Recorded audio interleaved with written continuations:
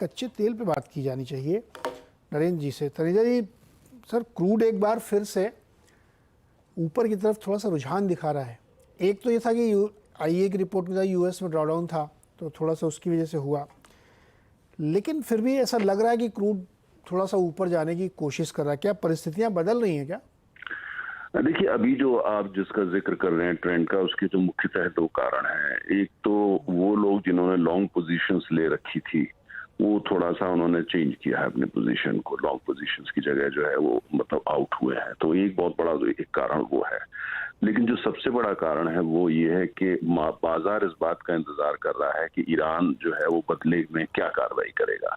क्योंकि अभी तक ईरान ने इतना लंबा समय लिया है, तो ऐसा लगता है कि ईरान करेगा तो जरूर कुछ, लेकिन क्या वो होगा, क्या वो बहुत जबरदस्त होगा, क्या उससे वॉर एस्केलेट हो जाएगी, उसको लेकर के बाजार में तनाव है। लेकिन बाजार का एक बहुत बड़ा हिस्सा ये मान के चल रहा है कि चूंकि ईरान ने इतना लंबा समय लिया है और हमास का नेता वो मारे गए थे, ईरान का नेता कोई नहीं था, तो इसलिए जो है वो मेजर्ड रिस्पांस होगा। मतलब रिस्पांस तो होगा, ऐसा होगा जिससे उनका आत्मसम्मान जो है वो बरकरार रहे, लेकिन पूरा युद्ध में वो तब्दील हो जाए वो शायद नहीं चाहेगा। तो लेकिन इसको लेकर के बाजार में थोड़ा सा जो है एक सस्पेंस, असमंजस की स्थिति बनी हुई है और ये आपको कीमत में रिफ्लेक्ट कर रही है। लेकिन डिमांड एंड सप्लाई में जिस तरह का डिमांड को लेकर के काफी पेसिमिज्म था, बहुत निराशावाद था कि भाई डिमांड तो बढ़ेगी नहीं, सप्लाई बढ़ रही है, सप्लाई डिसरप्शन तो हुआ नहीं, तो कहीं कीमतें ऐसा ना हो बहुत नीचे लुढ़क जाएं। अब उसको लेकर के बाजार थोड़ा आश्वस्त हो गया है कि डिमांड जो है वो कम नहीं होने वाली और हो सकता है थोड़ी सी डिमांड जो है वो बढ़े।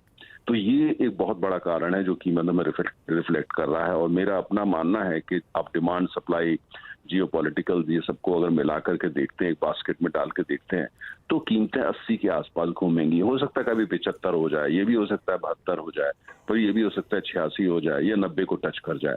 लेकिन अगर आप औसत निकालते हैं आने वाले 4-5 महीने के अंदर, वो 80 के आसपास घूमनी है, क्योंकि ये वो कीमत है जियोपॉलिटिकल फैक्टर को भी अंदर ले रही है और साथ साथ डिमांड को लेकर के भी उसको फैक्टर इन करके चल रही है। अब कोई बहुत बड़ा ट्रिगर जियोपॉलिटिकल हो जाए, यूक्रेन में हो जाए, या ट्रंप साहब सत्ता में आ जाए, उससे कुछ तब्दीली हो जाए, या कहीं तैवान को लेकर के कोई बहुत बड़ा कुछ फसाद शुरू, ऐसा कुछ रहता है वो अलग बात है। लेकिन अगर ऐसा नहीं होता है तो ये जो 80 के आसपास कीमत घूमेगी। 72-75 हो जाए तो सेलिब्रेट ना करें, और 85 या 88 या 90 भी छू जाए तो बहुत ज्यादा घबरा नहीं। तो क्या तनेजा ये एक्सपेक्ट करना चाहिए कि मामला थोड़ा ठंडा हो गया है खाड़ी में, और जो एक डर जैसा लग रहा है कि पता नहीं ईरान करेगा क्या करेगा, हो सकता है ना भी करे, एक सेंसिबल तो यही होगा कि कुछ ना करे? नहीं, देखिए, ईरान की सबसे बड़ी जो उनकी क्या है कि ईरान की आर्थिक जो स्थिति है वो ठीक नहीं है, और जो नए राष्ट्रपति वहां से आए हैं, जिस हिसाब से उन्होंने जो पुराने विदेश मंत्री थे उनको वापस लेके आ गए वो सलाहकार के रूप में, और एक तरह से उनको उपाध्यक्ष टाइप का बना दिया है, तो कहीं ना कहीं वो संकेत ये दे रहे हैं कि वो लोगों से, दुनिया से बातचीत करना चाहते हैं। और दूसरी तरफ चीन का वहां इतना निवेश हुआ ईरान के अंदर, चीन कुल मिलाकर टोटल $430 बिलियन वहां इन्वेस्ट कर रहा है, जिसमें से 120 के आसपास कमिट होकर शुरू हो चुका है। रूस इस समय यूक्रेन में उलझा हुआ है, और ईरान रशिया को ड्रोन्स भी दे रहा है, एमिनिशन भी दे रहा है। रूस नहीं चाहता कि ईरान का ध्यान कहीं और बटे, और चाइना तो पैसे के पीछे चलता है। चाइना का यह है कि उनका इन्वेस्टमेंट नहीं खराब होना चाहिए और ध्यान भी नहीं बढ़ना चाहिए। तो ईरान अपने आप को बहुत बड़ा कदम उठा लेगा जिसमें अमेरिका उलझ जाए, वो ऐसा नजर आता नहीं है कि वो एफोर्ड नहीं कर सकता। इसलिए ये है कि जवाब तो उनको देना पड़ेगा, जवाब तो वो देंगे, किसी भी दिन दे सकते हैं, हो सकता है आज ही दे दें, लेकिन वो एस्केलेट हो जाएगा पूरे युद्ध में, ऐसा लगता नहीं है। इधर बाइडेन साहब ने बिल्कुल क्लियर कर दिया है इसराइल को कि भाई अभी तो 6 महीने वही राष्ट्रपति हैं, तो आप युद्ध के बारे में ना सोचें, बाद में क्या होगा वो ट्रंप साहब संभालें। तो इसलिए मुझे लगता है कि कुल मिला के जो है जियोपॉलिटिकल फिलहाल स्थिति अंडर कम, लेकिन हमको ये ध्यान नीरज रखना पड़ेगा कि मिडिल ईस्ट की स्थिति आज ये है कि चारों तरफ बारूद फैला हुआ है।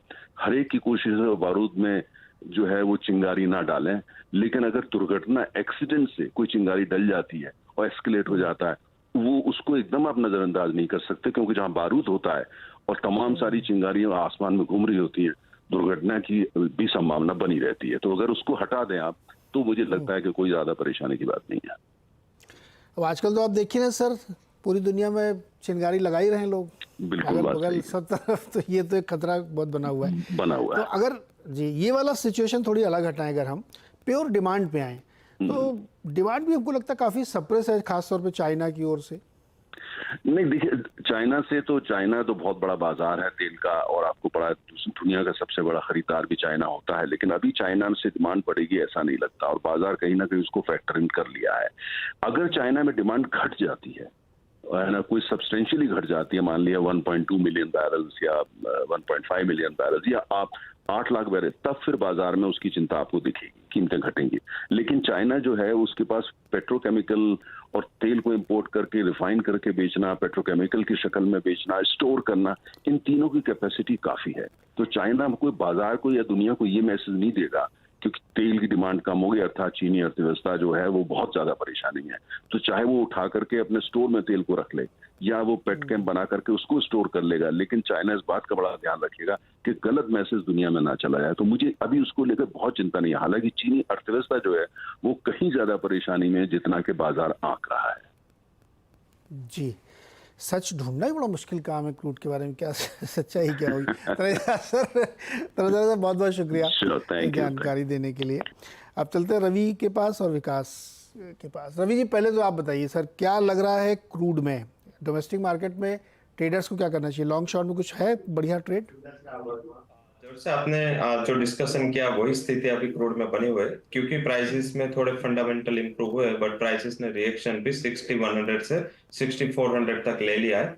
आज जो नीचे है उसका रीजन है कि अर्ली मॉर्निंग एक न्यूज आई थी, इजराइल अभी मींस नेगोशिएशन के लिए रेडी हुआ है हमास के साथ, और एक वहां पे 15 अगस्त को एक उसका डेलीगेशन है वो नेगोशिएशन में जाएगा। तो अगर कुछ इसमें पॉजिटिव निकल के आता है तो क्रूड में थोड़ा प्रॉफिट बुकिंग यहाँ से दिख सकता है। आई थिंक ये एक सबसे बड़ा फैक्टर है। ऊपर क्यों आया क्रूड? क्योंकि काफी एक्सपेक्टेशंस थी कि यूएस की इन्वेंट्रीज काफी लोअर रहेगी, बट हाई रहेगी, बट इस वीक में जो इन्वेंट्री के एपीआई एंड दोनों ईआई के इन्वेंट्री के डेटा आए, वो डेटा काफी ऑप्टिमिज्म के साथ आए। नेक्स्ट वीक में जो ओपेक का रिपोर्ट आएगा, इसमें डिमांड को लेकर काफी जो परिस्थिति है वो साफ होगी।